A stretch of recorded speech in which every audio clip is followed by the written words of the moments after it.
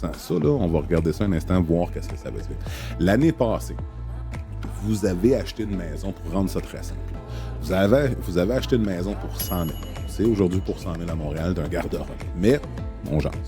Donc, vous avez acheté une maison à 100 000 sans avoir changé un clou dedans de l'année passée à aujourd'hui. Votre maison vaut 115 000. C'est assez considérable comme statistique. Maintenant, quand on continue, pour les condos, on regarde, on a un prix médian de 478 000, soit une augmentation de 6 %. Et pour les plex, on a 845 000, soit une augmentation de 9 %. Dans les 3 derniers mois que j'ai analysés, les plex sont très stables en augmentation. Donc, on voit sur le long terme que ce chiffre-là ne change pas. Fait que ça, c'est quand même des statistiques qui sont intéressantes.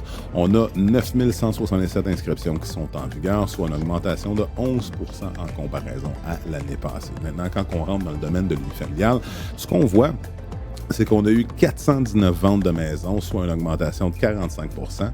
Et aussi, on a 2056 inscriptions en vigueur, soit une augmentation de 7 %. Le danger qui est toujours qu'il faut regarder entre qu'est-ce qui s'est vendu et qu'est-ce qui est à vendre, c'est pour être dans un marché équilibré, il faudrait qu'on ait un peu plus encore d'inscriptions. Le danger qu'on voit actuellement, c'est que l'inventaire n'est pas assez suffisant. Puis ça se manifeste à travers aussi l'augmentation des prix.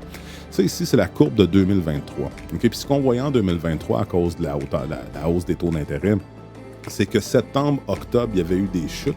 Pourquoi? Bien parce que justement, les taux étaient élevés, le monde ne voulait pas investir, il était fragile à vouloir investir. Mais ce qu'on voit présentement, c'est que de août à septembre, on avait eu une augmentation pour le marché unifamilial. Puis de septembre à octobre, on a encore une augmentation. Et ça, c'est poussé justement par la diminution des taux d'intérêt qu'on est en train de voir.